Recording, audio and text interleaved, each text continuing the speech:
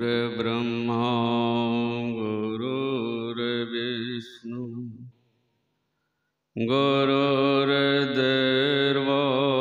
महेश्वरः गुरु साक्षात् परं ब्रह्म तस्मै श्री गुरवे नमः। अखण्डमण्डलाकारं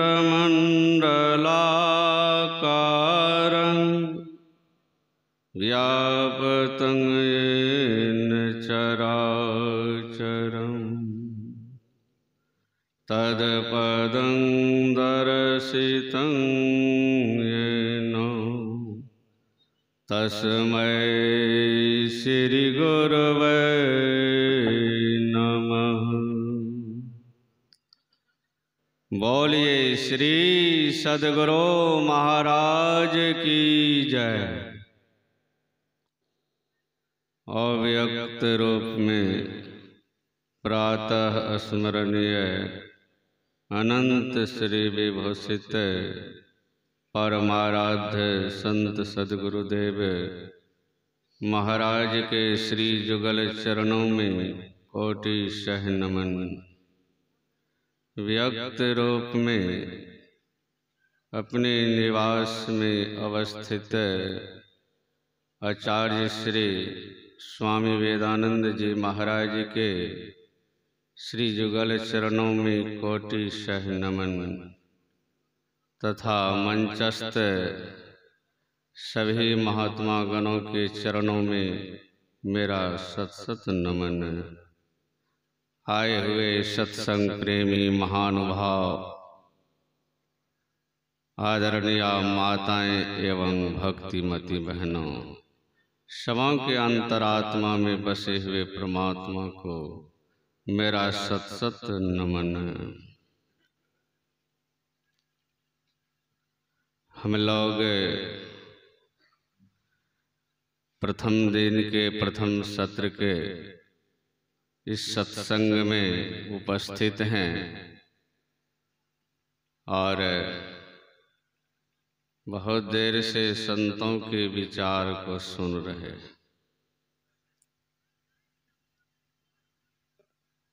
हम लोग सुन चुके हैं आज का विषय क्या है, ईश्वर स्वरूप।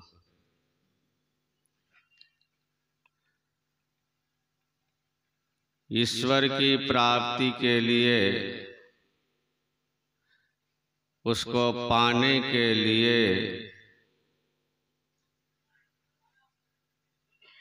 लोग बहुत प्रयास करते हैं।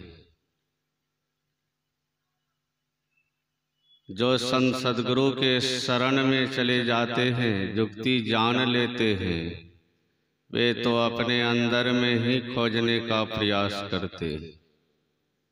लेकिन जो संत सद्गुरु के शरण में नहीं गए, वे बाहर ही खोजते फिरते हैं। लेकिन हमारे गुरु महाराज ने क्या कहा? सबका ईश्वर एक है और वहां तक जाने का रास्ता भी एक है और उसकी प्राप्ति अपने अंदर में होगी, बाहर में नहीं। ईश्वर की प्राप्ति कहाँ होगी? तो अपने अंदर में। फिर भी लोग बाहर में खोजते फिरते हैं। बाहर में खोजते खोजते समय समाप्त हो जाता है। अंत में यह शरीर छोड़ करके चले जाते हैं, कुछ हाथ आता नहीं है। तो हम लोग संत सद्गुरु के शरण में जाएं, जुक्ति को जानें, जान करके अपने अंदर में खोजें। वही पाठ में अभी हम लोग सुने हैं, जगत प्रसव करता ईश्वर का तत्व ज्ञान प्राप्त करने के लिए वेद भगवान कहते हैं पहले बुद्धि योग कीजिए। बुद्धि योग बराबर सत्संग। पहले सत्संग कीजिए। जब तक हम लोग सत्संग में नहीं जाएंगे, नहीं सुनेंगे, समझेंगे, तो कर भी नहीं सकेंगे। इसलिए पहले बुद्धि योग की आवश्यकता है, यानी सत्संग की आवश्यकता है। तो सत्संग में जाते हैं, सुन समझ करके वे सुधर जाते हैं। जब सुधार में आ जाते हैं तो क्या करते हैं, तो गुरु कर लेते हैं। इसलिए कबीर साहब कहते हैं इस सत्संग में लाभ बहुत है, तुरंत मिलावे गुरु से। ये कम सम लाभ नहीं है, लाभ बहुत है। मतलब गुरु से मिला देते हैं। आज इतने लोग सुधर गए, सत्संगी हो गए, मतलब जुक्ति जान करके जो ही बनता है कुछ न कुछ भक्ति कर रहे हैं। ये सत्संग के प्रभाव से हुआ।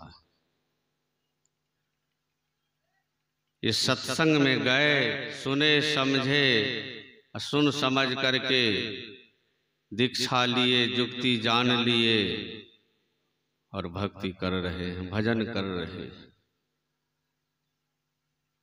तो सत्संग में ही जाने से सब ज्ञान होता है। तो कहते हैं बुद्धि योग कर लीजिए। फिर कहते हैं मानस योग, यानी मानस जप तथा मानस ध्यान। ज्योति योग बराबर दृष्टि योग। यही विधि है, यही उपाय है ईश्वर को प्राप्त करने का। दूसरा उपाय नहीं है। जानबूझ करके अगर हम बाहर में खोजते फिरते रहेंगे तो फिर हानि ही है। इसलिए कबीर साहब कहते हैं कुंडल बसे नाभि, मृग ढूंढे मन माय, ऐसे घट में पीव हैं दुनिया जानत न। विशेष लोगों का तो यही हाल है। मृगा के नाभि में कस्तूरी रहता है, कस्तूरी पकने पर उससे सुगंध निकलने लगता है। तब मृगा को जब सुगंध लगता है तो मृगा सोचते हैं सुगंध कहाँ से आ रहा है। तो मृगा खोजने लगता है, बील को सूंघता है, घास को सूंघता है, पत्थर पाषाण को सूंघता है। मतलब खोजते फिरते हैं वन वन। मृगा को ही पता नहीं है कि हमारे ही नाभि में कस्तूरी है। अगर मृगा जान जाते तो नहीं खोजते फिरते। बेचारा खोजते खोजते परेशान हो जाता है। अंत में थक जाने पर मृगा जब सोता है तो किसी पत्थरे से लग कर के उसी के सहारे सोता, या किसी पेड़ के सहारे। कहीं नीचे जमीन पर गिर गया तो मृगा फिर उठ करके खड़ा नहीं हो पाता है, क्योंकि उसका पैर का जो घुटना होता है, आगे का घुटना आकार प्रकार रहता है लेकिन मुड़ता नहीं है। तब बेचारा मृगा पड़े पड़े जमीन पर भूखे प्यासे प्राण त्याग देते हैं। तो हम लोग उस तरह से बाहर में नहीं परेशान इतना होवे ताकि कुछ हाथ नहीं आवे। हम लोग गुरु से जुक्ति जान करके तुरंत विलंब ही अपने अंदर में खोजें। अपने अंदर में खोजेंगे तो जरूर मिलेगा। इसलिए गुरु महाराज कहते हैं निज तन में खोज सज्जन, बाहर न खोजना, अपने ही घट में हरि हैं, अपने में खोजना। अपने अंदर में हम लोग खोजें। अब मैं अपने वाणी को यहीं विराम देता हूँ।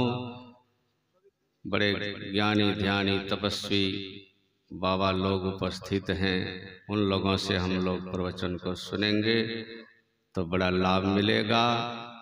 बोलिए प्रेम से श्री सद्गुरु महाराज की जय।